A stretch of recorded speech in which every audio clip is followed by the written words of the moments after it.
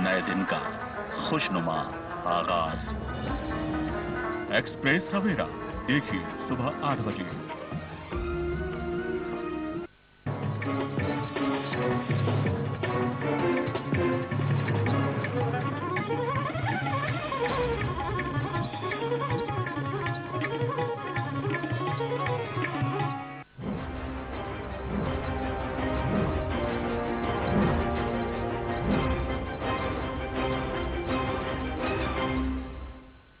नमस्कार, जनता मांगे जवाब के साथ हूं मैं एसपी त्रिपाठी।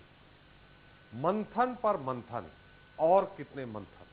जी हां, मध्य प्रदेश में मंत्रिमंडल विस्तार और निगम मंडल में नियुक्तियों को लेकर पिछले लंबे समय से रायशुमारी और चिंतन मनन का दौर जारी है और ताजपोशी को लेकर सियासी हलकों में जारी है गणेश परिक्रमा से लेकर दिल्ली दौड़ तक का सिलसिला, जिसे लेकर सत्ता संगठन के नेताओं के बीच कई बार गुफ्तगू भी हुई और संगठन भी अपने चहेतों को लाल बत्ती और मंत्री पद से उपकृत करने के लिए तैयार दिखा।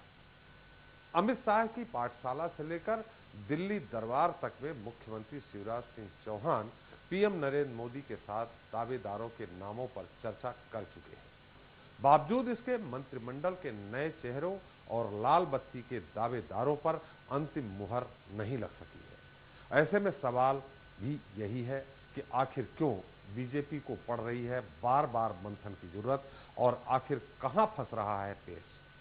आज चर्चा इसी मुद्दे पर, लेकिन पहले 10 बड़ी खबरें।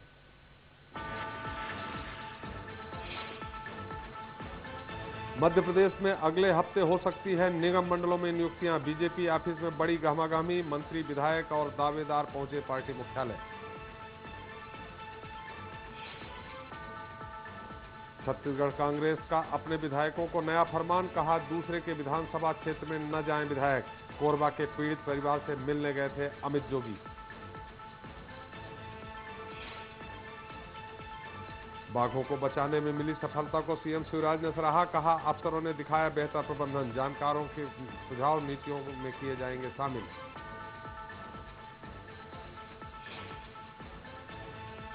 उज्जैन और मुरैना नगर निगम समेत 11 निकायों में कल होगी वोटिंग, कर्मचारी पोलिंग बूथ के लिए हुए रवाना।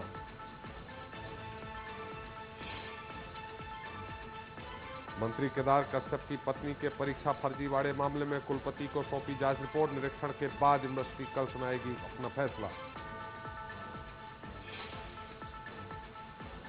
बच्ची से दुष्कर्म और हत्या करने वाले हैवान को फांसी की सजा, मैहर कोर्ट ने सुनाया फैसला।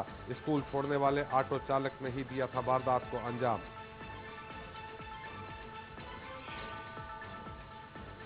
हरदा में फिर बंद किया गया मुंबई रूट, मरम्मत के बाद दोबारा शुरू होते ही धसी मिट्टी। दोहरे रेल हादसे के बाद से चल रहा है मरम्मत का काम।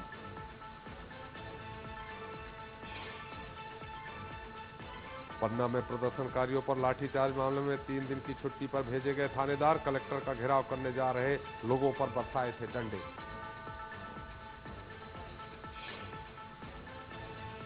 जसपुर के सेंधवार गांव में बच्चों पर कुदरत का कहर, संस्कृत पाठशाला भवन पर गिरी बिजली, शिक्षक समेत 35 बच्चे झुलसे।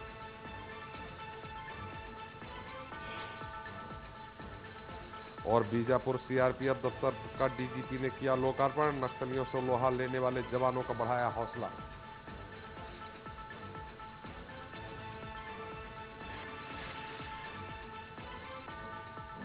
This program is sponsored by CXCT.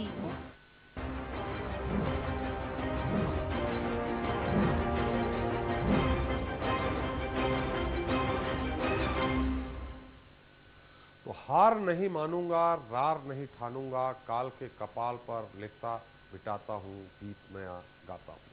Atal Bihari Vajpayee की उम्मीद से भरी इसी अनुभूति और एहसास के साथ शिवराज सिंह चौहान ने भी मध्य प्रदेश में अपनी तीसरी पारी की शुरुआत की। लेकिन उनकी तीसरी पारी में कभी अपनों ने तो कभी विपक्षी दल ने राह में खूब रोड़े अटकाए, लेकिन शिवराज सिंह चौहान ने अपनी चाल नहीं बदली और 3 दिन के दिल्ली प्रवास से लौटते ही जल्द ही निगम मंडल में नियुक्ति और कैबिनेट विस्तार के संकेत दे दिए, ताकि पार्टी के अंदर मची खुसर-फुसर पर रोक लगे और बाहर भी संदेश जाए कि सीएम की कुर्सी पहले से भी ज्यादा स्थिर और मजबूत है। ऐसे में एक बार फिर बीजेपी में लाल बत्ती के दावेदारों में अफरा तफरी मच गई और एक बार फिर शुरू हो गया अपने अपने आकाओं को साधने का सिलसिला।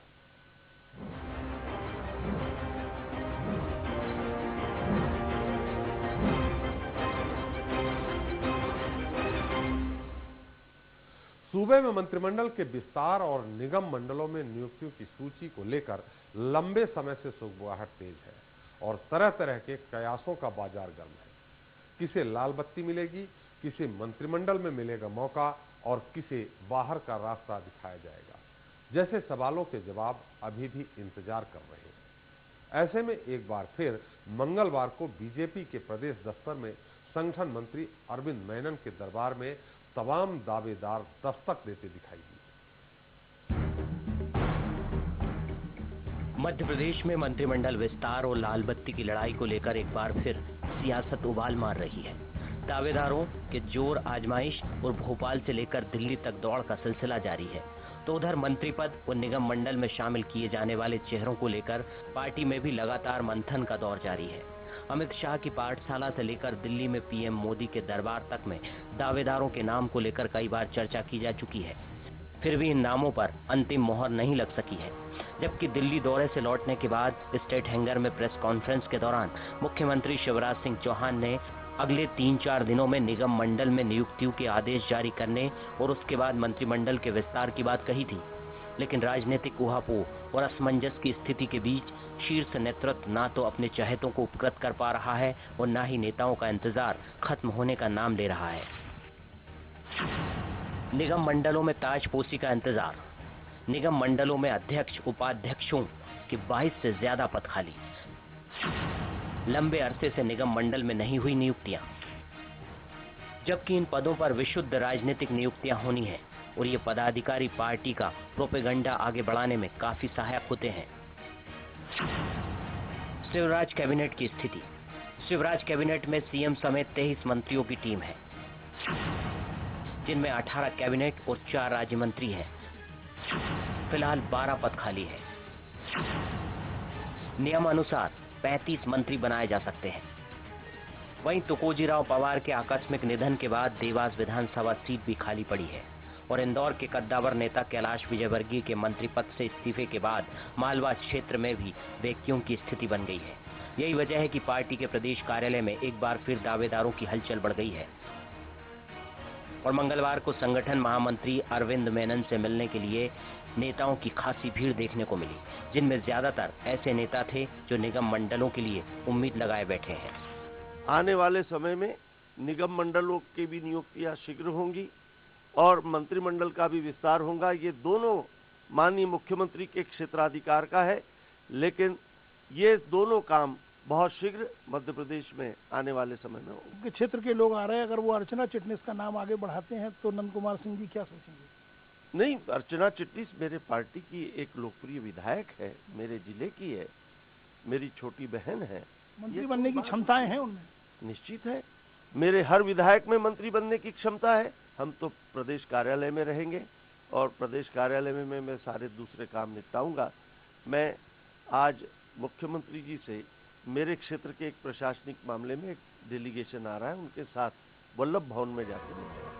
निगम मंडल में नियुक्तियों और मंत्रिमंडल में शामिल किए जाने वाले नए चेहरों को लेकर पार्टी ने अभी तक अपने पत्ते नहीं खोले हैं, जिसके पीछे विधायकों और मंत्रियों का दबाव मुख्य वजह माना जा रहा है, क्योंकि कई मंत्री अपने विभागों में फेरबदल चाहते हैं।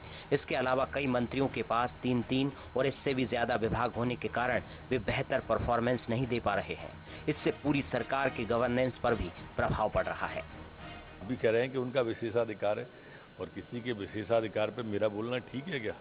ये मेरा अधिकार नहीं कि मैं कभी मंत्रिमंडल के विस्तार में, पुनर्गठन में या मंत्रिमंडल के गठन में कभी मैंने कोई रुचि नहीं ली और इस कारण से इन सब बातों के लिए तो संगठन से संबंधित जो विषय होते हैं उनको या कुछ भी इधर उधर की कुछ चर्चाएं पार्टी से संबंधित वही करने के लिए आता हूँ। नहीं, सभी को जानकारी है कि मंत्रिमंडल का विस्तार तो आगे आने वाले समय में जो भी मुख्यमंत्री जी उचित समझेंगे करेंगे ही, क्योंकि ये मुख्यमंत्री जी का विशेषाधिकार है कि वो कब करते कब नहीं करते हैं।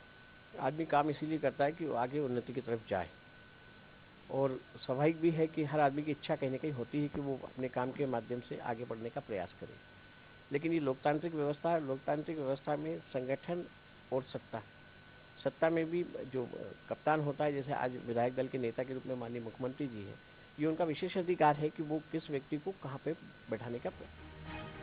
हालांकि पार्टी और शिवराज ने मंत्रिमंडल में फेरबदल और निगम मंडल को लेकर तैयारियां पूरी कर ली है, जिसे लेकर सीएम ने शनिवार को ही राज्यपाल राम नरेश यादव से मुलाकात भी की थी। लेकिन दावेदारों के नाम और ऐलान की तारीख का सस्पेंस अब भी बरकरार है। पार्टी सूत्रों का कहना है कि मुख्यमंत्री शिवराज सिंह चौहान ने केंद्रीय मंत्री नरेंद्र सिंह तोमर, प्रदेश अध्यक्ष नंद कुमार सिंह चौहान और संगठन महामंत्री अरविंद मेनन के साथ चर्चा कर कुछ नाम तय कर लिए हैं। सिर्फ औपचारिकता बाकी है। हालांकि चर्चा तो ये भी है कि शीर्ष नेतृत्व प्रदेश के मौजूदा मंत्रिमंडल में भारी क्षेत्रीय असंतुलन के चलते नए नामों का ऐलान नहीं कर पा रहा है और आखिरी नतीजे पर पहुंचने से पहले समन्वय बिठाने के लिए बार बार नेताओं के नामों पर मंथन किया जा रहा है। Bureau report, news express. तो जब अपनों को साधने की नीति पर फंसकर रह जाए राजनीति, दबाव और असंतुलन के बीच संभावनाओं की तलाश में अटक जाए निगम मंडलों की नियुक्ति और चेहरों की होड़ में कैबिनेट विस्तार के प्लान में होने लगे देरी, तो सवाल उठते। मंत्रिमंडल विस्तार में क्यों हो रही देरी? निगम मंडल की नियुक्तियों में क्यों फंस रहा है पेच? देरी के पीछे नेताओं का दबाव या संतुलन की फांस? तो इस मुद्दे पर हमारे साथ बात करने के लिए खास मेहमान मौजूद हैं आज। सबसे पहले के अग्निहोत्री, वरिष्ठ पत्रकार। के अग्निहोत्री जी, आपका बहुत बहुत स्वागत है हमारे इस कार्यक्रम में। रमेश शर्मा जी, वरिष्ठ पत्रकार। रमेश जी, आपका बहुत बहुत स्वागत है। और हमारे राजनीतिक विश्लेषक गिरिजा शंकर जी हैं।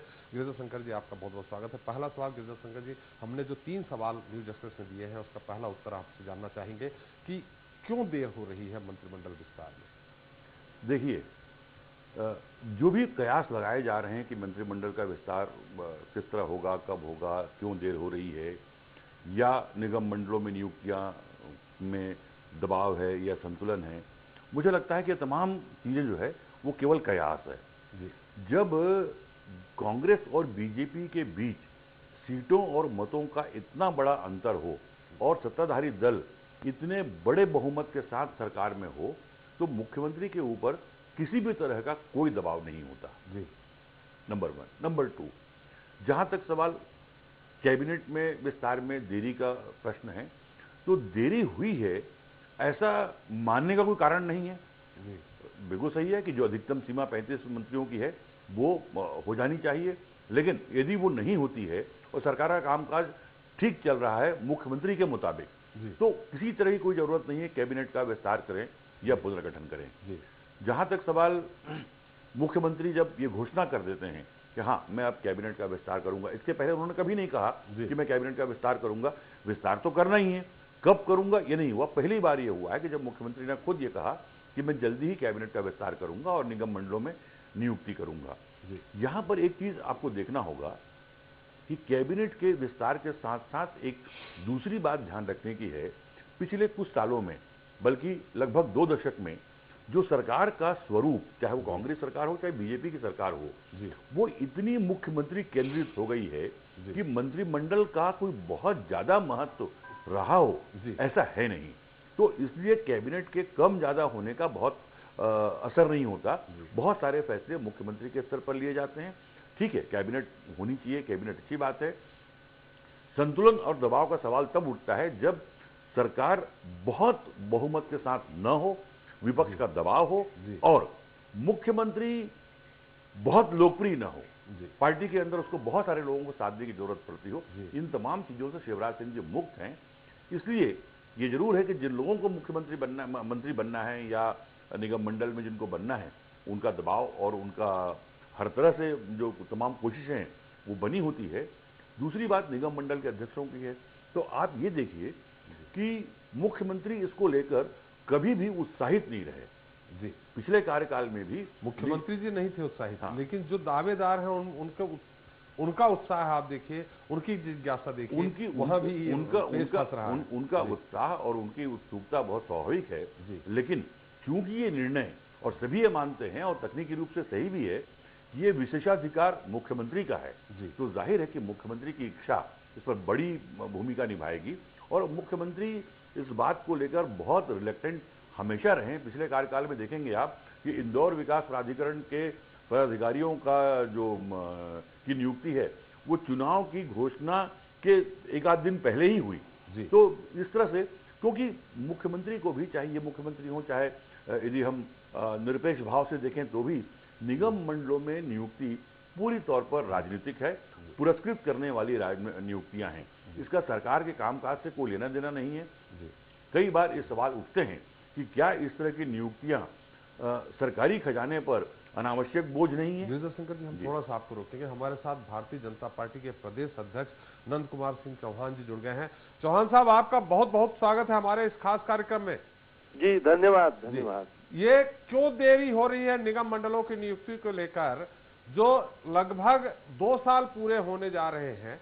अगर पहले नियुक्ति हो जाती तो 2.5 साल बाद एक टर्म पूरा हो जाता, फिर दूसरों को कर देते, तो आपके ज्यादा से ज्यादा जो वरिष्ठ कार्यकर्ता हैं वो उपकृत हो जाते, उनको भी अच्छा लगता। लगातार देर क्यों हो रही है? नहीं, देर का कारण नहीं है, परिस्थिति जन्य चीजें थी। लगातार एक के पीछे एक चुनाव आते रहे, लोकसभा के चुनाव आए, यहाँ पे नगरीय निकाय के चुनाव आए, कभी कोऑपरेटिव के आए, कभी पंचायत राज के आए। अभी भी नगरीय निकाय के 10 जगह पे चुनाव चल रहे हैं। माननीय मुख्यमंत्री जी से हमने आग्रह किया था कि ये 12 तारीख तक, जब तक मतदान होता है, ये 10 जगह का, इसके बाद वो निगम मंडल की नियुक्ति करें। हमने उनसे निवेदन किया, आग्रह किया, और शीघ्र ही निगम मंडल की नियुक्तियां होंगी 12 तारीख से। शीघ्र ही का मतलब क्या समझे? 15 अगस्त के पहले हो जाएगी? नहीं, देखिए, इस संबंध में तो मैं एकदम फिक्स तारीख और समय नहीं बता सकता, लेकिन बहुत जल्दी होंगी, बहुत जल्दी। जी, उसके साथ मंत्रिमंडल का विस्तार भी कब संभव है, कब तक? जी, मंत्रिमंडल का विस्तार भी बहुत जल्द होगा। माननीय मुख्यमंत्री जी उस दिशा में भी जल्द से जल्द निर्णय करेंगे। चौहान साहब, एक सवाल हमारे साथ गिरिजा शंकर जी हैं जो सवाल करना चाह रहे हैं आपसे। जी चौहान साहब, आप कहते हैं कि मुख्य जो निगम मंडल के अध्यक्षों की नियुक्ति का जो पूरा अधिकार है वो मुख्यमंत्री का है, लेकिन आप समय समय पर उसके जो मापदंड हैं कि विधायक सांसद नहीं बनेंगे या कौन बनेंगे कौन नहीं बनेंगे, ये मापदंड घोषित करते रहते हैं। तो क्या ये मापदंड के जरिए आप मुख्यमंत्री पर एक बंधन लगाना चाहते हैं कि किन लोगों को वो नियुक्त करें और किन लोगों को न करें? नहीं, कतई नहीं। हम तो मुख्यमंत्री जी को कहीं भी बंधन लगाने वाला न हमारा स्वभाव है, न हम वो लगाना चाहते हैं। लेकिन चूंकि भारतीय जनता पार्टी के संगठन के दायरे में हमारे जो पॉलिटिकल नियुक्तियां होती है, राजनीतिक नियुक्तियां होती है, तो उसमें हमारी तरफ से हम सुझाव देते हैं, और उस सुझाव को मुख्यमंत्री जहां तक हो सके उस पर अमल करे, ये हमारी अपेक्षा रहती है। निगम मंडल को किसको बनाए, ये मुख्यमंत्री का सुरक्षित अधिकार है। मंत्रिमंडल में किसको रखे, ये उनका सुरक्षित अधिकार है। संगठन के नाते हमारी राय देना, सुझाव देना हमारा कर्तव्य, वहां तक हम इसमें सीमित रहते हैं। तो जो मापदंड आपने घोषित किए हैं सार्वजनिक रूप से, क्या हमें माने कि मुख्यमंत्री उन्हीं मापदंडों के आधार पर नियुक्ति करेंगे? जी, हमने तो ये अपेक्षा की है हमारे संगठन की ओर से कि जो निगम मंडल में जिनको उपकृत किया जाएगा या जिम्मेदारी सौंपी जाएंगी, आने वाले समय में अमूमन अपवाद छोड़कर उसमें से विधायक सांसद के लिए वो दावा नहीं करेंगे। जी, चलिए चौहान साहब, ये तो हमारे जो पॉलिटिकल एडिटर है राकेश अग्निहोत्री, आपसे बात की थी, उन्होंने सुबह बात की थी, आपने सारी चीजें बता दी। कुछ तो खबर दे दीजिए हमारे न्यूज एक्सप्रेस के दर्शकों को। चलिए मान लेते हैं ये अगस्त के अंत तक ये दोनों काम हो जाएंगे। जी, 12 तारीख को नगरीय निकाय के जो चुनाव हो रहे हैं जी, ये चुनाव के लिए हमने ही मुख्यमंत्री जी से आग्रह किया था कि तब तक ये नियुक्तियों को रोके, हमारे सारे लोग इसमें व्यस्त हैं, लगे हुए हैं। बहुत शीघ्र निगम मंडलों की नियुक्तियां भी होंगी और बहुत शीघ्र मंत्रिमंडल के गठन की कार्रवाई भी, मंत्रिमंडल के विस्तार की कार्रवाई भी होगी। कितने निगम मंडल, लगभग बता दें कि कितने निगम मंडल के अध्यक्ष बने जाएंगे और कितने नए मंत्री जुड़ेंगे? क्या पुराने भी एक आध बाहर होंगे? नहीं, ये तो देखिए मुख्यमंत्री जी का सुरक्षित अधिकार है, किसको अंदर रखना किसको बाहर रखना, ये सारा निर्णय वो करेंगे। हमारी तरफ से जो सुझाव देने हैं वक्त आने पर हम सुझाव दे देंगे। इतना तो बता दीजिए, सुझाव मुख्यमंत्री जी के लिए इतना तो बता दीजिए कितने निगम मंडल, लगभग आधा दर्जन, 1 दर्जन? नहीं, देखिए, ये तो इस टीम के कप्तान माननीय शिवराज सिंह चौहान हैं। अपने टीम में किस खिलाड़ी को वो कहाँ खिलाए, किस खिलाड़ी को टीम में शामिल करे, किसको एक्स्ट्रा में रखे, ये उनके अधिकार क्षेत्र में है। हमको जो सुझाव देना है वो हम संगठन की तरफ से देंगे। सुझाव पर अमल करना ये जरूरी नहीं है, क्योंकि सरकार उनको चलानी है और जिस खूबी से वो सरकार चला रहे हैं, इस मामले में वो सब चीजों का संतुलन करके सारी चीजें करेंगे और आज तक करते आ रहे हैं। मुख्यमंत्री जी की सफलता का राज भी यही है। चौहान साहब, निश्चित तौर पे वो कप्तान है, किसे खिलाना नहीं खिलाना ये उनका अपना एकाधिकार है, लेकिन उसमें कोच की भी एक भूमिका होती है, सलाह होती है, वो कोच आप है। नहीं तो मैंने तो कहा ना कि हम हमारी तरफ से वक्त आने पर सलाह दे देंगे, अपनी तरफ से सुझाव देंगे, संगठन की ओर से देंगे। नंद कुमार सिंह चौहान व्यक्ति के नाते नहीं, एक संगठन के नाते हमारे जो भी सुझाव है वो उनके सामने रखेंगे और निर्णय के लिए उनको स्वतंत्र। अभी तक आपसे सुझाव नहीं लिया उनने? नहीं, अभी तक कोई बैठ के चर्चा नहीं हुई। हम तो अभी हमारे एजेंडे में ये कल होने वाले चुनाव है, अभी भी मैं कार्यालय में बैठा हूं और उसी चुनाव के सिलसिले में हमारे वहां पर जो काम में लगे उन लोगों से चर्चा कर रहा हूं सतत। चलिए चौहान साहब, आप न्यूज एक्सप्रेस के साथ जुड़े, आपने अपने हमारे सवालों का उत्तर दिया, आपका बहुत बहुत धन्यवाद। गिरिजा शंकर जी, आपसे सवाल हुआ था जी। अग्निहोत्री जी, गिरिजा शंकर जी को अभी आपने सुना, उन्होंने कहा कि सारे जो मुद्दे हैं, जो चाहे निगम मंडलों की नियुक्ति हो चाहे विस्तार हो, अपना एकाधिकार है, लेकिन मुख्यमंत्री जब जरूरत समझते हैं तभी होता है। हम आपसे भी ये सवाल है कि अगर निगम मंडलों की नियुक्तियां, जैसा कि कहा जाता है भारतीय जनता पार्टी में विशेष तौर पर कि ये संगठन की सरकार है और कार्यकर्ताओं की सरकार है, ऐसे में अगर शुरुआत में ही निगम मंडलों की नियुक्तियां हो जाती कुछ, तो बहुत सारे ऐसे कार्यकर्ता हैं जो वर्षों से काम कर रहे हैं, वो उपकृत महसूस करते हैं। जी बिल्कुल, मैं गिरिजा शंकर जी से सहमत हूँ जी कि जिस प्रकार ये सरकार, जिस बहुमत से सरकार बनी है, उस बहुमत की सरकार को के मुख्यमंत्री पर किसी प्रकार का कोई दबाव नहीं होता, ये बात सही है। लेकिन भारतीय जनता पार्टी जिस प्रकार की राजनीतिक दल है, तो उसमें बड़ा अनुशासन और समर्पण और पंचनिष्ठा ये सारी चीज़ें हैं। तो लेकिन जब कोई भी राजनीतिक पार्टी सत्ता में आती है, तो उसके कार्यकर्ताओं को लगता है कि वो भी कहीं ना कहीं बैठ करके काम करें और ऐसा काम करें जिसका पुरस्कार उनको मिले। तो ये उपकृत करने वाले पद हैं निगम मंडलों में, जो भी अध्यक्ष या उपाध्यक्ष या आयोग में जो बैठाए जाते हैं, तो ये उपकृत करने वाले पद हैं। और जिस तरह से स्टेट हैंगर पर मुख्यमंत्री जी ने कहा था कि 3 से 4 दिनों में निगम मंडलों की नियुक्ति हो जाएगी, ठीक है, अभी 10 दिन से ज्यादा हो गए, 10 दिन से ज्यादा हो गए और चुनाव में भी उलझे थे, ये बात भी सही है जी। लेकिन बहुत साफ अभी अध्यक्ष जी ने कहा कि अगस्त के पहले, अगस्त में ही सारी निगम मंडलों की नियुक्तियां भी हो जाएंगी और मंत्रिमंडल का विस्तार भी हो जाएगा जी। तो ये तो कंफर्मेशन खुद ही पार्टी के अध्यक्ष दे रहे हैं, तो इसका वजन होना चाहिए मुझे लगता है। और 12 तारीख मतलब कल नगर वोटिंग हो जाएगी और परिणाम आने के बाद मुझे लगता है कि बहुत जल्दी इस चीज़ को कर लेना चाहिए। और कई लोग जो प्रतीक्षा में हैं, जिनको लग रहा है कि उनको वो इस लायक है कि उनको कोई ना कोई पद से नवाजा जाए या मंत्री बनाया जाए और उन्हें कुछ कर दिखाने का मौका मिले, तो मुझे लगता है कि ये बहुत जल्दी होना चाहिए। हालांकि इसकी शुरुआत पिछले साल से चल रही है, 1 साल से चल रही है, मार्च से, कि मंत्रिमंडल का विस्तार होना है, मंत्रिमंडल का विस्तार होना है जी। तो यदि ये किया जाता है तो मुझे लगता है पार्टी में एक नई ऊर्जा आएगी।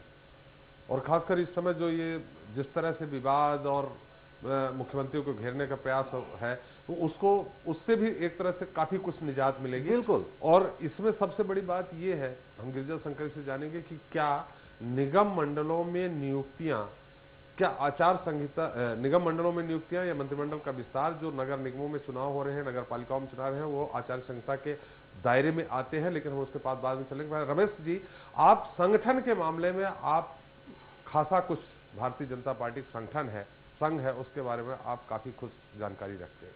क्या लगता है आपको, क्या ये कहीं से निगम मंडलों में नियुक्ति या मंत्रिमंडल के विस्तार को लेकर संगठन कहीं रोड़ा डाल रहा है क्या?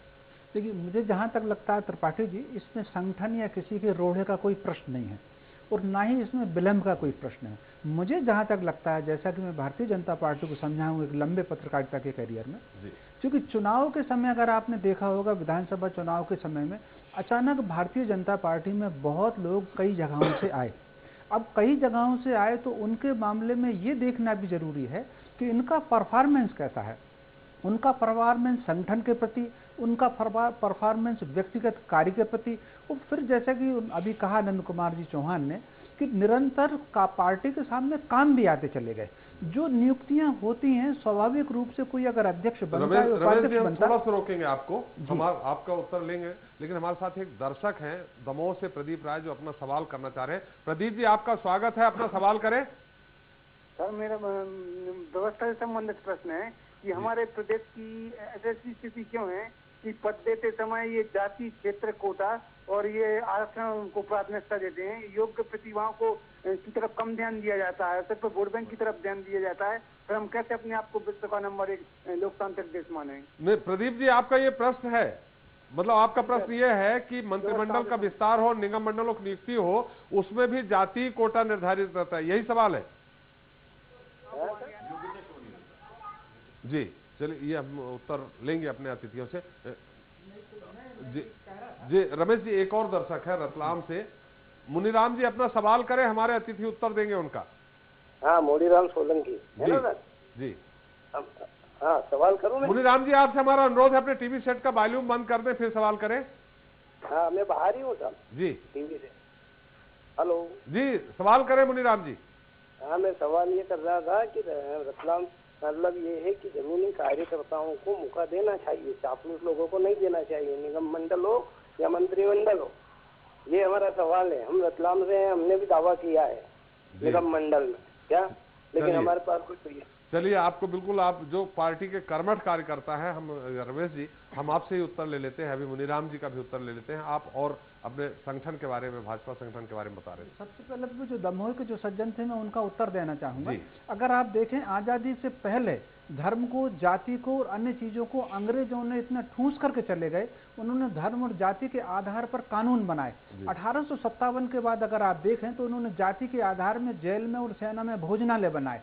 वो कहीं ना कहीं ऐसा हमारे दिमाग में डाल करके चले गए कि आजादी के बाद जो भी सरकार है 1947 के बाद आई, उन्होंने अंग्रेजों की जाति और धर्म के आधार पर समाज को बांट करके राज्य करने की इसी नीति को अपनाया। इसका सबसे बड़ा दुर्भाग्यपूर्ण उदाहरण यह है कि ऐसे कानून पारित हुए हैं हमारी लोकसभा में कि बच्चों को अगर आप स्कूल में जाएंगे तो वो जाति पूछ करके, वो धर्म पूछ करके छात्रवृत्ति देते हैं। जो बच्चा जाति और धर्म पूछ करके छात्रवृत्ति लेता और आगे चल करके बड़ा होगा, उससे आप योग्यता का अनुभव करने की बहुत ज्यादा उम्मीद नहीं की जा सकती। तो जाति और धर्म हमारी राजनीति का हिस्सा हो गया है, ये बीज अंग्रेजों ने बोया था। अब देखिए आगे चलकर हमारे वो दर्शक यही कह रहे हैं प्रदीप राय जी कि वो समाप्त कैसे होगा, क्यों नहीं समाप्त करते हैं। हम आपको रोकेंगे, हमारे साथ एक भिलाई से सोनिया जी हैं दर्शक। सोनिया जी आपका स्वागत है इस कार्यक्रम में, अपना सवाल करें। जी मेरा सवाल ये है कि क्या ये संभावना है कि सीएम शिवराज कमजोर परफॉर्मेंस वाले मंत्रियों को हटा के युवाओं को मौका देंगे? चलिए, ये संक्षेप में हम तीनों अपने अतिथियों से उत्तर लेंगे। जी एक और हमारे दर्शक हैं ग्वालियर से, जुगल जी आपका स्वागत है, अपना सवाल करें। मेरा सवाल है कि सर आज 877 दिनों से एमपीवी में अनुकंपा नियुक्ति को लेकर धरना चल रहा है, उस पर आज तक सरकार ने कोई वो क्यों नहीं किया? को प्राथमिकता देते ये अलग मुद्दा है। इस मुद्दे को आपने हमारे न्यूज एक्सप्रेस के माध्यम से आपने सरकार तक पहुंचाने का प्रयास किया, आपका निश्चित प्रयास सफल रहा, धन्यवाद। लेकिन ये अलग मुद्दा है, इसका उत्तर हमारे अतिथि नहीं दे पाएंगे। जी रमेश जी, संक्षेप में जो आप उत्तर दे रहे थे। मैं ये बता रहा था कि स्वाभाविक रूप से सरकार के पास समय समय पर बहुत सारी समस्याएं आती रही, जिसके कारण निगम मंडलों में और नियुक्तियों में देरी हुई। ये निश्चित रूप से, जैसा कि सारे हमारे अतिथियों ने भी कहा, ये तस्वीर का एक पहलू हो सकता है कि निगम मंडलों में की जाने वाली भर्तियां उपकृति है, लेकिन मैं इसको उपकृति, एकदम उपकृति नहीं मानता। आप अगर देखें मध्य प्रदेश का इतिहास, जब से निगम मंडलों में राजनीतिक नियुक्तियां और कार्यकर्ताओं की नियुक्तियां हुई हैं, उनमें कहीं ना कहीं जनभावनाओं की भागीदारी के अनुसार निगम मंडलों के कार्यों में परिवर्तन आया है और उसमें विकास भी हुआ है। पिछले 10 वर्षों में जो भी निगम घाटे के साथ मुनाफे में, हमारा सवाल रमेश जी यहाँ ये है आपसे, दर्शक भी सुनना चाहेंगे कि देरी क्यों, संक्षेप में। देरी मुझे लग रहा है कि परिस्थितियों के कारण देरी हुई है, और अब चूंकि सरकार सारी समस्याओं से निजात हो गई है, तो जैसा कि सारे के सारे लोग कह रहे हैं, जहां तक मुझे एक और सूचना ये मिली थी कि 15 दिन पहले का जो सोमवार था, उस सोमवार को जीएडी से बात हो गई थी और नियुक्तियां होने वाली थी। अचानक पूर्व राष्ट्रपति के निधन का जो राष्ट्रीय शोक आया, उस कारण अचानक वो सारा का सारा आदेश रोका गया। फिर संयोग से जब अगले सोमवार को वो पूरा होने वाला था सप्ताह का जो राष्ट्रीय शोक, तो भारतीय जनता पार्टी के बड़े कर्मठ जगन्नाथ सिंह जी का निधन हो गया। इस कारण फिर और लगातार विलंब होता चला गया। त्रिपाठी जी, कई चीजों का जो समय भी निश्चित होता है, हर चीज उस समय पर होता है, ये प्रकृति का भी नियम है। तो मुझे लग रहा है कि निगम मंडलों की नियुक्ति का समय अब तक आया नहीं, लगातार ग्रहण लगता जा रहा है निश्चित रूप से, और अब ये जो है समय आ गया है और मुझे लग रहा है कि 2-4 दिन में इस काम हो जाना चाहिए। जी गिरिजा शंकर जी, एक सोनिया जी ने बड़ा अच्छा सवाल किया था, जब आपने खुद कहा कि वो इतने पावरफुल हैं, तो क्या युवाओं को मौका देंगे, ऐसा क्या आपको लगता है? दोनों तीनों दर्शकों ने सवाल किया है, उसका लब्बो लुबाब यही है कि अब तक का जो राजनीतिक अनुभव रहा है किसी भी सरकार में किसी भी मुख्यमंत्री के साथ, तो हमेशा ये हुआ है कि योग्यता सेकेंडरी हुई है और दूसरे और जो कारण हैं वो महत्वपूर्ण रहे हैं मंत्रिमंडल बनाने में या निगम मंडल के अध्यक्षों को नियुक्त करने में। और सारे दर्शकों की यही चिंता है, यही जिज्ञासा है कि ऐसा न हो, जाति, धर्म या क्षेत्र के आधार पर नियुक्तियां न हो, नियुक्तियां पूर्णतः योग्यता के आधार पर हो, और जो योग्यता के कसौटी पर नहीं है और यदि वो आज मंत्रिमंडल में हैं तो उनको बाहर कर दिया जाए। एक दर्शक ने भी बहुत अच्छा सवाल किया कि जब भी नियुक्तियों की बात होती है, न केवल नियुक्तियों की, आप देखेंगे विधानसभा के बहस की बात कर लें, आप चाहे सरकार के अंदर या पार्टी के अंदर फैसलों को लेकर देख लें, तो एक छोटा समूह है वही सब कुछ संचालित करता है। जो दूर बैठा हुआ कार्यकर्ता है, वो कार्यकर्ता विधायक भी है, वो कार्यकर्ता सांसद भी है, वो कार्यकर्ता पार्टी का पदाधिकारी भी है, लेकिन इनकी कोई सुनवाई नहीं होती। अभी भी यदि आप देखें कि निगम मंडल अध्यक्षों और या बाकी पदाधिकारियों की नियुक्ति का जो दबाव है या जिसको लेकर तमाम उत्सुकता है, वो उन लोगों की है जो मुख्यालय के इर्द गिर्द हैं। तो उनका जो सवाल है बहुत जायज सवाल है कि ऐसे मौके पर उन कार्यकर्ताओं की भी पूछ परख होनी चाहिए जो इस सो कॉल्ड मुख्य धारा में नहीं है, लेकिन पार्टी के प्रति लगातार वफादार रहे हैं और पार्टी के प्रति लगातार वो काम करते रहे हैं। मुझे नहीं लगता कि इनकी जो अपेक्षाएं हैं दर्शकों के हमारे बहुत जायज, बहुत सही होने के बाद भी राजनीतिक समीकरणों के चलते उनकी इच्छाएं पूरी तौर पर पूरी होंगी, ऐसा मुझे लगता नहीं है। फिर भी जिस तरह का मैंडेट मुख्यमंत्री के पास है, मुझे लगता है कि योग्यता को और दूसरे जो आधार हैं उनको प्रमुखता मिलेगी और उसी के आधार पर नई नियुक्तियां होंगी। जी अग्निहोत्री जी, एक सवाल यहाँ ये है जो चर्चा में है, राजनीतिक गलियारों में है, कि मंत्रिमंडल की शपथ, अगर मंत्रिमंडल में विस्तार होता है तो मंत्रिमंडल की शपथ राज्यपाल, चूंकि उनके ऊपर आरोप है, क्या उनका मंत्रिमंडल में शपथ दिलवा सकते हैं? ये नैतिक संकट हो सकता है त्रिपाठी जी, लेकिन कोई संवैधानिक संकट नहीं है। राज्यपाल पूरी तरह से मंत्रियों को शपथ दिला सकते हैं, उसमें कहीं कोई रोड़ा, कोई अड़चन संविधान की तरफ से बिल्कुल नहीं है। ये नैतिकता की बात की जा रही है कि चूंकि उनके ऊपर आरोप है तो इसलिए उनको शपथ नहीं दिलाना चाहिए। और कांग्रेस ने कहा भी है कि वो राजभवन के बाहर प्रदर्शन करेंगे उस दिन। ये थोड़ा सा रोकेंगे, हमारे साथ भोपाल से दर्शक हैं योगेश जी जो अपना सवाल करना चाह रहे हैं। योगेश जी, आपका स्वागत है, अपना सवाल करें, थोड़ा हमारा अनुरोध है संक्षेप में सवाल करें। सर, मेरा सवाल ये है कि क्या सत्ता एवं संगठन में शुद्धिकरण का दौर चल रहा है? आप तीनों अतिथियों के अनुभव के आधार पर बताएं सर। क्या सत्ता और संगठन में शुद्धिकरण का दौर लगता है? बीना से हमारे साथ एक और दर्शक है, शशि मोहन जी। शशि मोहन जी, आपका स्वागत है, अपना सवाल करें। हमारा गिरिजा शंकर जी से सवाल है जी। तो हमारा ये है कि केंद्र में सरकार बनने के बाद जिस तरह मध्य प्रदेश के छत्रप वहाँ स्थापित हुए हैं, कैलाश विजयवर्गीय जी, सुमित्रा महाजन जी, तोमर जी, जिस तरह छत्रप पर स्थापित हैं, तो सत्ता के बाद सब लोग चाहते हैं कि उसमें हमारी भागीदारी हो। जिस तरह शिवराज सिंह ने बोला कि मंत्रिमंडल का विस्तार करेंगे, घोषणा कर दी, तो जो जिस तरह से ओपन कर दी बात, क्लोज में हो जाती तो सलाह हो जाती सर। इसलिए विलंब का कारण लगता है मुझे, जिस तरह छत्रप लोग और शिवराज सिंह कमजोर भी हुए व्यापम के कारण। तो बात मानने के लिए बात आपका सवाल आ गया है गिरिजा शंकर जी, आपके सवाल को बिल्कुल जेहन में रखे हुए हैं, हम उनसे उत्तर लेंगे, लेकिन अभी अग्निहोत्री जी का उत्तर आ रहा था। जी मैं ये भी कह रहा था त्रिपाठी जी कि आपके एक दर्शक ने ये बात उठाई थी कि क्या जिनका परफॉर्मेंस ठीक नहीं है उनको हटाया जाएगा। तो मुझे नहीं लगता कि जिनका परफॉर्मेंस ठीक नहीं है उनको हटाया जाएगा। ये ज़रूर हो सकता है कि उनको कम महत्व का विभाग दे दिया जाए, लेकिन हटाने की स्थिति नहीं है। और रह जाता सवाल क्षेत्रीय संतुलन का, जातीय संतुलन का और दूसरे अन्य प्रकार के राजनीतिक संतुलन का, तो ये तो मेरे ख्याल से जब से मैंने अपना पत्रकारिता का करियर शुरू किया है तब से हर मंत्रिमंडल में मैं देखते आ रहा हूँ। बल्कि कई बार तो मुख्यमंत्रियों ने ये बकायदा आंकड़े दे करके बताया है कि हमारा इस क्षेत्र से ये है, इस जाति से ये है, इतने ओबीसी हैं, इतने जी के समय ज्यादा हुआ था ये। लेकिन ये तो क्षेत्रीय संतुलन, जातीय संतुलन और अन्य प्रकार के राजनीतिक संतुलन तो बनाने ही पड़ते हैं मुख्यमंत्री को। ऐसा शुरू से काफी समय से मैं देखते आ रहा हूँ। जी, हम रमेश जी के पास चले, लेकिन चूंकि एक हमारे दर्शक ने सीधे गिरिजा शंकर जी को संबोधित करके उत्तर जाना है। गिरिजा शंकर जी, आपने उस दर्शक का सवाल सुना है, हम चाहेंगे आप उसको सीधा हमारे दर्शक को उत्तर दें। एक परसेप्शन जो व्यापम के जो तमाम मामले सामने आए उसके बाद, और जिस तरह से पूरी पार्टी अलग अलग जगहों पर प्रेस कॉन्फ्रेंस देकर अलग अलग जगहों पर अपनी बातें रखते हुए जिस तरह से डिफेंसिव पहले हुई फिर ऑफेंसिव हुई, इन तमाम चीजों को लेकर एक कयास ये लगाया गया कि शायद मुख्यमंत्री जी कमजोर हो गए हैं राजनीतिक रूप से। मुझे नहीं लगता कि ऐसी कोई स्थिति है, और यदि मंत्रिमंडल के विस्तार से उनकी मजबूती या कमजोरी का कोई संबंध होता तो शायद वो मंत्रिमंडल का विस्तार और भी पहले कर दिए होते ताकि ये परसेप्शन न बने। ये जरूर ऐसा लगता है कि राजनीतिक रूप से कि जब कोई बड़ा संकट किसी नेतृत्व के सामने आता है, वो भले ही वो बाहरी संकट हो, लेकिन मुझे नहीं लगता कि वो कोई आधार है कि सुमित्रा महाजन जी के लोकसभा अध्यक्ष बनने से या नरेंद्र तोमर के केंद्रीय मंत्री बनने से या कैलाश विजयवर्गीय के दिल्ली में महासचिव बनने से शिवराज सिंह की राजनीतिक हैसियत में कोई बहुत उसमें अंतर आया हो, ऐसा नहीं है।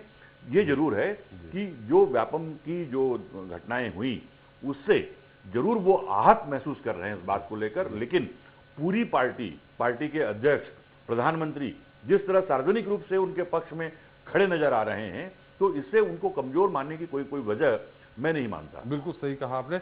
रमेश जी, हमारे दो दर्शक हैं, हम उनका उत्तर ले लें, उनका प्रश्न ले लें। हम चाहेंगे कि उन दोनों दर्शकों का आपसे हम उत्तर लेना चाहेंगे। ग्वालियर से महेश जी, आपका स्वागत है, अपना सवाल करें। आपके सवाल का उत्तर रमेश जी देंगे।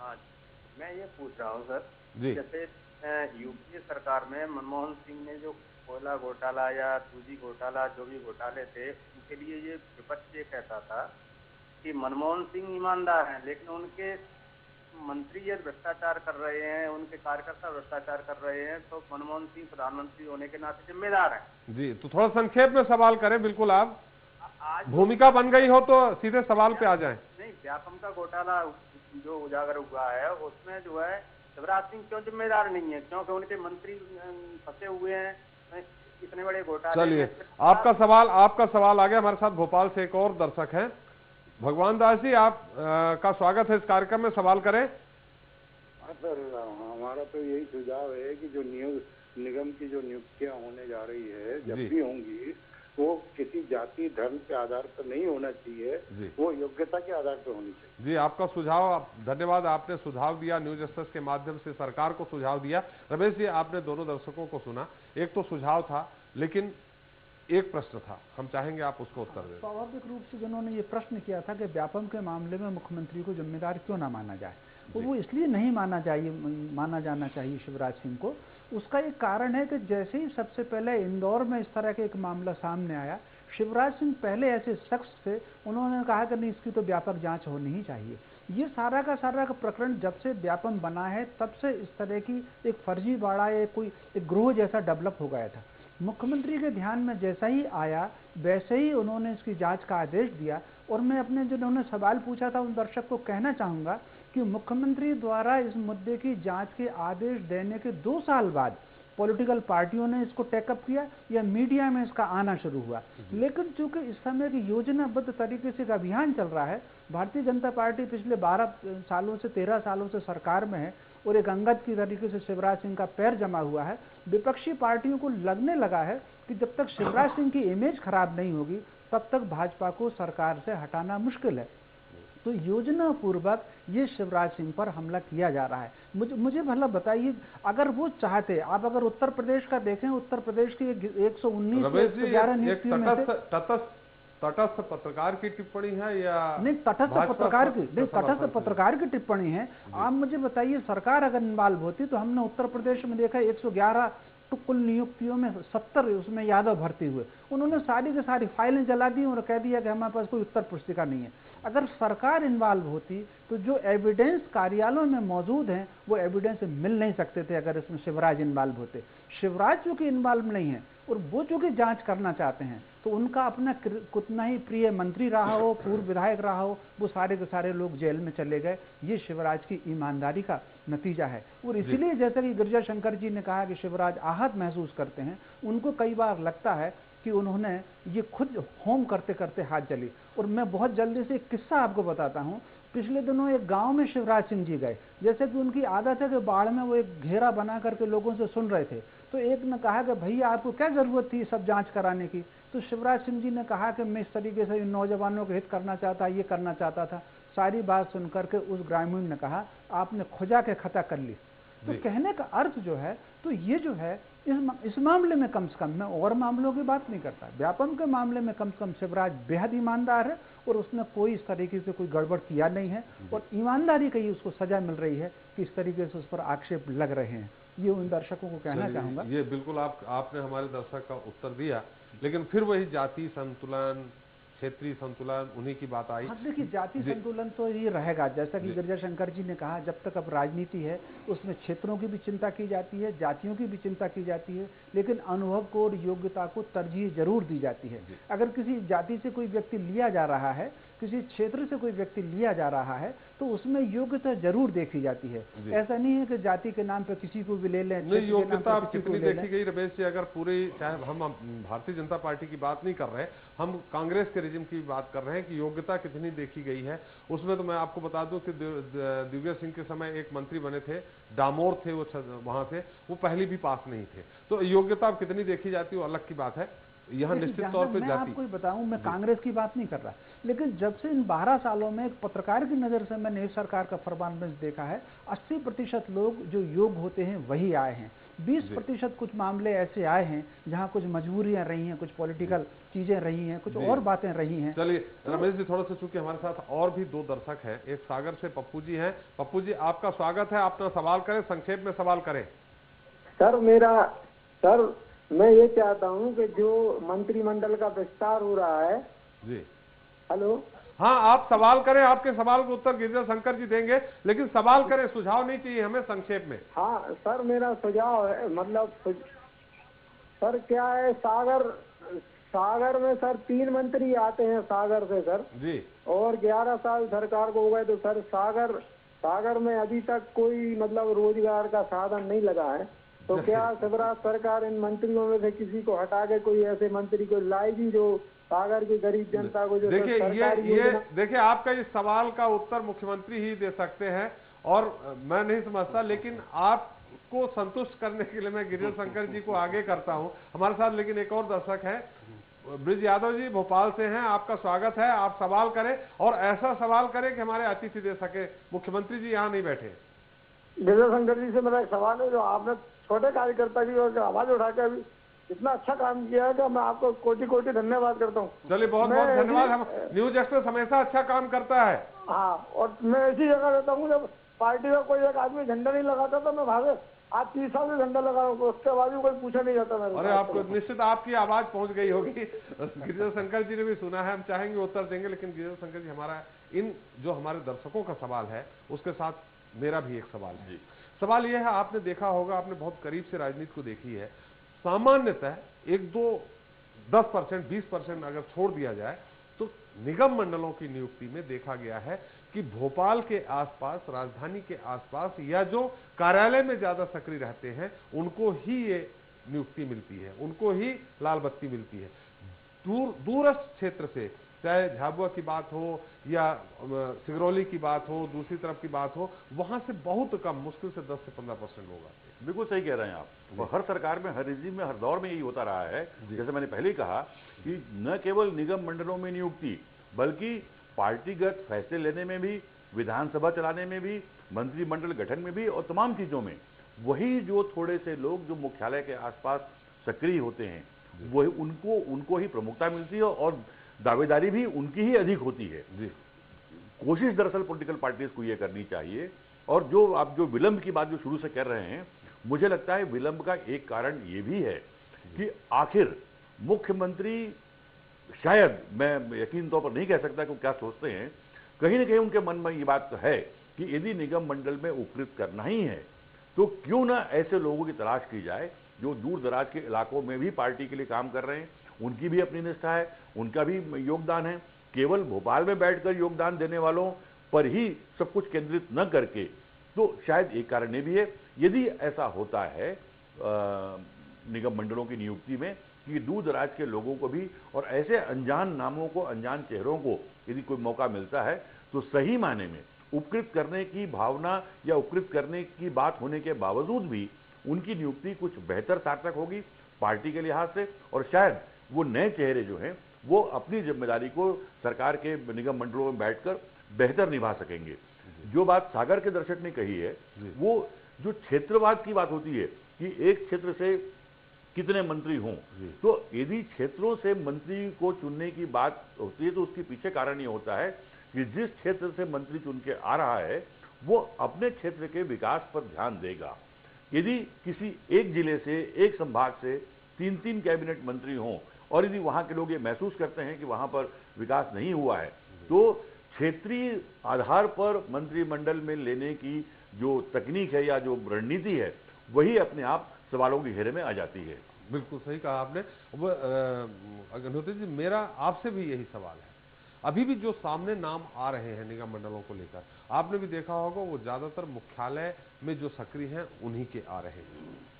त्रिपाठी जी, एक अंग्रेजी में सेइंग है, एक कथन है जो मुझे लगता है हर क्षेत्र पे लागू होता है। वो कहना यह है कि out of sight out of mind. तो मुझे लगता है कि जो लोग इसीलिए राजनीति में या दूसरे और क्षेत्रों में अपने बॉस को लोग घेरे रहते हैं ताकि वो उनकी आंखों के सामने बने रहें, क्योंकि आंखों के सामने बने रहेंगे तो उनके दिमाग में बने रहेंगे, उनके दिमाग में बने रहेंगे तो फिर उसका ख्याल बना रहेगा कि हाँ ये बंदा, ये व्यक्ति जो है, ये नेता ज़्यादा काम कर रहा है, ज़्यादा आगे है। और पार्टी के मुख्यालय में हम लोग देखते रहे हैं कि किस तरह से सीएम के साथ बने रहने की, दिखने की, कैमरों में दिखने की किस तरह से प्रयास किए जाते हैं और किस तरह से अपने साथियों को के साथ बिहेवियर होता है, वो मैं यहाँ विस्तार से नहीं बोल रहा। कैमरे में सक्रियता के लिए नेता प्रतिपक्ष की होड़ लगी हुई है, कैमरे में सक्रिय होकर के दिल्ली तक पहुंचा रहे हैं। जी जी जी जी जी। लेकिन सबसे ज्यादा तो संघर्ष जो है वो सत्तारूढ़ पार्टी के मुख्यालय में देखने को मिलता है कि कैसे सीएम यदि वहां पर आते हैं तो हम कैमरों में दिख जाए, उसके लिए जो संघर्ष होता है और अपने साथियों के साथ जिस तरह का व्यवहार होता है, तो वो उसका मैं उल्लेख कर रहा था। लेकिन जहाँ तक सवाल उठता है कि किस तरह के लोगों को लिया जाए, तो स्वाभाविक रूप से जो अनुभवी हैं, जिनकी योग्यता है, यही मापदंड होना चाहिए। लेकिन जो भी पहले बात हुई है कि जातिगत और क्षेत्रीय संतुलन की बात, और एक बात जो सागर के दर्शक ने की, गिरजा भैया भी बोले कि उनको 3-3 कैबिनेट मिनिस्टर होते हुए भी विकास नहीं हुआ है या रोजगार के कोई अच्छा साधन वहाँ पर नहीं आया है, तो वाकई सोचने वाली बात है। और आपके चैनल के माध्यम से तो ये बात वहाँ तक जरूर पहुँचेगी, मुझे ऐसा लगता है। कई दर्शकों ने अपना नाम पहुँचाने का, जिन्होंने कहा निगम मंडलों में चाहूंगा त्रिपाठी जी, जो आप लोगों ने कहा कि मुख्यालय के आसपास के लोग ही दावेदार अधिक होते हैं और क्योंकि निगाहों में वही होते हैं इसलिए चयन भी उनका ही होता है। यहाँ पर थोड़ा सा फर्क है शिवराज सिंह और बाकी नेताओं में। एक बुनियादी फर्क ये है कि शिवराज सिंह मुख्यालय में भी होते हैं और गांव दूर दराज के इलाकों में भी वो उतने ही सक्रिय होते हैं और दूर दराज के कार्यकर्ताओं से भी पूरी तौर पर वाकिफ हैं, इसलिए उनकी निगाहों में दोनों लोग भी हैं और इसलिए मुझे लगता है कि वो उनके चयन का जो आधार होगा वो थोड़ा सा डिफरेंट होगा। बहुत सारे कार्यकर्ताओं को नाम से भी पहचानते हैं। वो रमेश जी ने बताया ना कि गांव में बताया खुजा के खता कर लिया आपने। रमेश जी, एक जो आपने ध्यान दिया होगा, हमारे प्रदेश अध्यक्ष ने, नंद कुमार सिंह चौहान जी ने एक बात कही, पहले भी बात आई, क्या इसमें भारतीय जनता पार्टी अडिग रह पाएगी कि जैसा उन्होंने कहा कि निगम मंडलों में नियुक्ति पाने वालों को न विधानसभा न लोकसभा आगे टिकट नहीं दिया जाएगा, क्या इस पे कायम रह पाएगी पार्टी? देखिए, मुझे जो लग रहा है कि जैसे कि उनकी बातचीत से ही लगा, पार्टी ये कोशिश जरूर करेगी, लेकिन कहीं ना कहीं राजनीति में हर चीज को आप अंतिम नहीं मान सकते। कुछ ना कुछ लोग ऐसे होंगे जो ऐन वक्त पर टिकट का दावा भी करेंगे, ऊपर से नीचे से किन्हीं अन्य कारणों से टिकट लेकर आ सकते हैं। यद्यपि पार्टी, मुझे लग रहा है कि 80 से 90% तक तो ये कोशिश करेगी, लेकिन फिर भी 10 से 15% मुझे लग रहा है कि ऐसे लोग हो सकते हैं, उसके बाद लोग विधायक भी बन जाएं और सांसद का टिकट भी मांगें। मतलब आप मानते हैं कि नहीं इस तरह से जो दावा कर रहे हैं चौहान साहब वो नहीं हो सकता? ये उनका दावा हो सकता है लेकिन पूरा नहीं होगा, उसमें एक गुंजाइश कुछ ना कुछ छोड़ करके चलना पड़ेगी। मतलब एकदम 100% ये मुझे नहीं लग रहा कि 100% पार्टी इस पर कायम रह पाए। इसमें कहीं ना कहीं कुछ लोगों के मामले में अपवाद स्वरूप मुझे लग रहा है कि पार्टी आगे चल करके कुछ निर्णय बदलेगी। कुछ निर्णय रमेश जी, यहाँ आप भारतीय जनता पार्टी के आप निश्चित तौर पर वरिष्ठ पत्रकार भी हैं, बहुत अच्छे कलमकार हैं, लेकिन आप इस पार्टी की विचारधारा से भी काफी गहराई से जुड़े रहे हैं। ऐसे समय जहां संघ में जो काम करता रहा, वर्षों वर्ष काम करता रहा, वहां कांग्रेस मुक्त की बात की जगह कांग्रेस युक्त भाजपा की बात कई जगह आई, चाहे भागीरथ जी का मामला हो, चाहे उदय प्रताप जी का मामला हो। ऐसे कई विधानसभा के टिकट में हुआ कि इन्होंने जीत की संभावना वाले प्रत्याशी को पहले चुना, भले उसकी विचारधारा नहीं रही हो। ऐसे समय में इस तरह से अध्यक्ष का बयान देना कितना उचित है? देखिए, जहां तक मैं समझता हूं कि संघ का और भाजपा का इन दोनों का मामला अलग है। जो लोग संघ में काम करते हैं उनके मन में कोई महत्वाकांक्षा नहीं होती। यद्यपि जब भी चुनाव का मौका आता है और संघ की तरफ से कुछ भी संकेत आता है, शाखाओं में मिलता है या मिलनों में मिलता है, तो इस तरीके से जो निर्देश जाते हैं उस आधार पर स्वयंसेवक काम करते हैं और उसमें से कुछ लोगों को चुन करके संघ ही तय करता है कि ये व्यक्ति राजनीति में जाएगा। भागीरथ जी को संघ ने तय किया था जी? किनको? भागीरथ जी को भिंड से एन मौके पे नहीं, टिकट दिया। भागीरथ जी का मामला वो राजनीतिक मामला था। मैं केवल संघ के स्वयंसेवक की बात कर रहा था। संघ के जो भी स्वयंसेवक हैं, संघ केवल अपने स्वयंसेवकों के मामले में ये निर्णय करता है कि कौन सा स्वयंसेवक राजनीति में जाए और कौन सा स्वयंसेवक किस संगठन में जाए। लेकिन अगर संघ से कोई अनुशंसा आ गई कि इस व्यक्ति को राजनीति में फला जगह पर ले लिया जाए, मैं समझता हूँ 99% फिर वो बात मानी जाती है। जो लोग भी भाजपा में आए हैं वो अपनी मर्जी से नहीं आए हैं, वो भाजपा की चयन के आधार पर नहीं आए हैं, वो संघ के सुझाव के आधार पर आए हैं। चाहे वो मेनन जी रहे हों, चाहे वो स्वयं शिवराज जी रहे हों, चाहे भाई नरेंद्र भाई तोमर रहे, नरेंद्र भाई मोदी रहे हों, वो भी चूंकि प्रचारक थे। संघ ने जब निर्णय लिया कि आप भाजपा में जाके काम कीजिए, तब उन्होंने आकर के भाजपा में काम करना शुरू किया।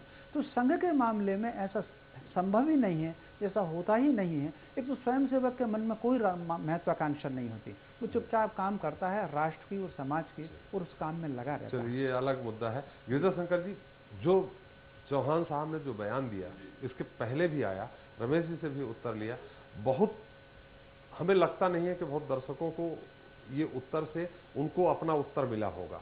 मैं जानना चाहूंगा कि जैसे जिस तरह से आपने देखा होगा जो टिकटों में अचानक बदलाव हुआ, जीत के संभावित प्रत्याशी कांग्रेस से हैं तो उनको अपनी तरफ ले लिया। ऐसी स्थिति में जिस तरह से चौहान साहब ने कहा कि जिनको निगम मंडलों में जगह दी जाएगी उनको आगे मंत्रिमंडल आगे चुनाव लड़ने का मौका नहीं मिलेगा, ये बहुत ही यूरोपीय किस्म का बयान है। आप ये बयान दें कि जो विधायक सांसद हैं उनको हम अध्यक्ष नहीं बनाएंगे, तो बात समझ में आती है। लेकिन 4 साल बाद होने वाले चुनाव की अंडरटेकिंग आज आप लें, ये बहुत ही अजीबोगरीब बात लगती है। जहां तक चौहान साहब के जो मापदंड उन्होंने जो घोषित किए हैं, आप देखेंगे पिछले लगभग 2 महीने से वो 2-3-4 बार अपने बयान देकर अलग अलग मापदंड निगम मंडलों के संभावित जो अध्यक्ष उपाध्यक्ष होंगे उनके लिए अलग अलग मापदंडों की घोषणा उन्होंने की है।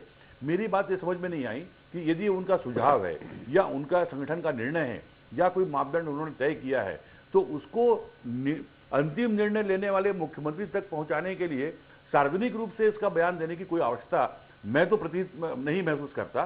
बावजूद इसके वो जितने भी मापदंड उन्होंने घोषित किए हैं, मुझे नहीं लगता कि ये मापदंड कहीं पर व्यवहारिक हैं। आज की राजनीति में दूसरे जो मापदंड हैं वो ज्यादा महत्वपूर्ण हैं, जहां पर कि बहुत सारे लोगों को पार्टी से जोड़ने की जरूरत है, पार्टी को मजबूत करने की जरूरत है।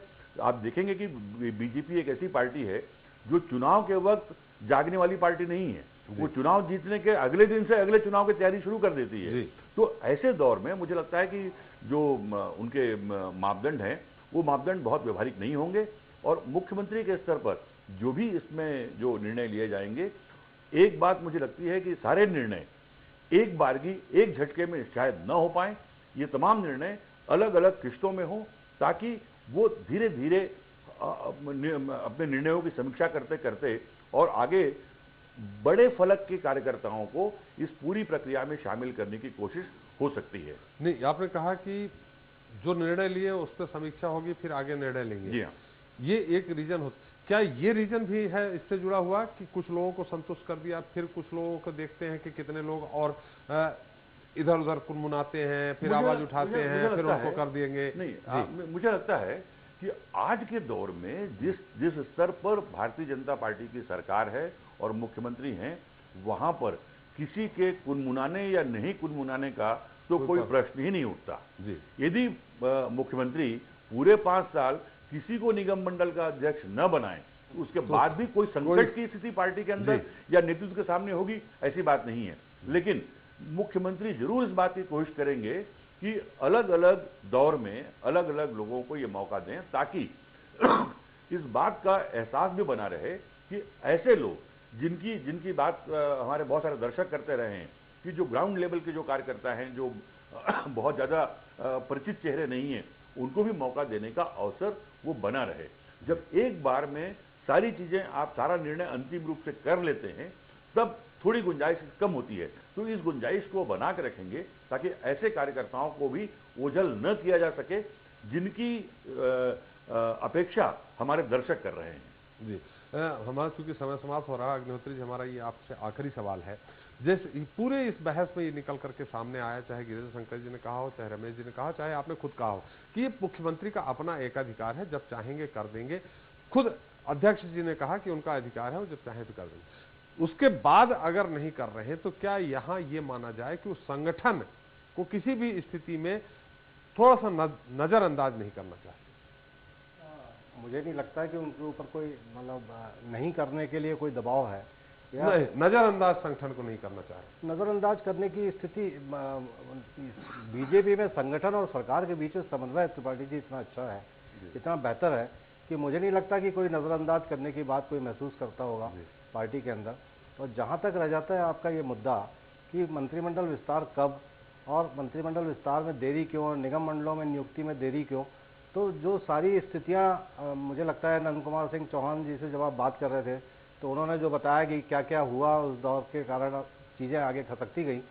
और जगह तो अभी देखिए, आपने बताया 12 मंत्री बन सकते हैं, लेकिन मुझे जो लगता है, मेरी जो रीडिंग है उसके अनुसार ये 6 से 7 मंत्री यदि बनाए तो बहुत बड़ी बात होगी। जी अग्निहोत्री जी, चलते चलते रमेश जी, हम संक्षेप में प्रश्न कर रहे हैं, संक्षेप में उत्तर चाह रहे हैं क्योंकि हमारा समय समाप्त हो गया है। ये जो संगठन को नजरअंदाज करने की बात है, उमा जी भी 173 सीटों के साथ आई थी और आपको ध्यान हो 11 नगर निगम मंडलों की उन्होंने एक साथ नियुक्ति कर दी थी और संगठन को उन्होंने अपने साथ नहीं लिया था या उनकी सहमति नहीं ली थी, उसका खासा विरोध हुआ था। क्या यहाँ भी एक कारण हो सकता है? नहीं, यहाँ ये कोई कारण नहीं है, क्योंकि शिवराज जी का बहुत अच्छा तालमेल संगठन से बना हुआ है। न केवल संगठन से बल्कि पार्टी के वो तमाम वरिष्ठ जो दिल्ली में भी काम कर रहे हैं, तो यहाँ कोई सवाल ही नहीं उठता। इस समय तालमेल की स्थिति बहुत बेहतर है और उसके कुछ कारण रहे होंगे। नहीं, उमा जी का कप्तान सिंह जी का भी तालमेल अच्छा था। नहीं, उमा जी का कप्तान सिंह जी का उतना अच्छा तालमेल नहीं था जितना शिवराज जी का और मेनन जी का था। कई बार उमा जी अपने हिसाब से भी निर्णय ले लेती थी और कप्तान सिंह जी जो सुझाव देते थे वो अपनी जगह रहते थे, उनको वो नज़रअंदाज नहीं करती थी। लेकिन कई बार ऐसा हुआ है कि उमा जी ने निर्णय लिया और निर्णय लेने के बाद उन्होंने कप्तान सिंह को बताया, लेकिन शिवराज बिल्कुल ऐसा नहीं करते। जो संगठन से बात आती है वही वो निर्णय लेते हैं। जी रमेश जी, चूंकि हमारा समय समाप्त हो चुका है, तो रमेश जी आपने हमारे लिए समय निकाला, आपने अपनी टिप्पणी की, आपने सुझाव दिए, आपने जनता के जवाब दिए, आपका बहुत बहुत धन्यवाद।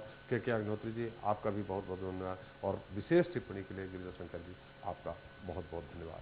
तो दोस्तों, मंत्रिमंडल का विस्तार और राजनीतिक नियुक्तियां किसी भी मुख्यमंत्री का अपना विशेषाधिकार होता है, लेकिन इसे मुख्यमंत्री शिवराज सिंह चौहान की सहजता कहें या विशेषता कि वो कोई भी फैसला भाजपा संगठन की सहमति के बगैर नहीं लेती।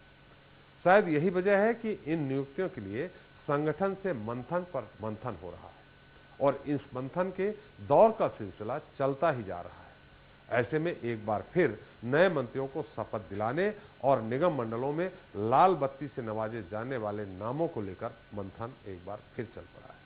उम्मीद है कि अब की बार 2 साल से आस लगाए बैठे दावेदारों का इंतजार पूरा होगा, लेकिन राजनीति का खेल बहुत ही निराला है। जब तक ठौर न मिल जाए तब तक कुछ नहीं कह सकते।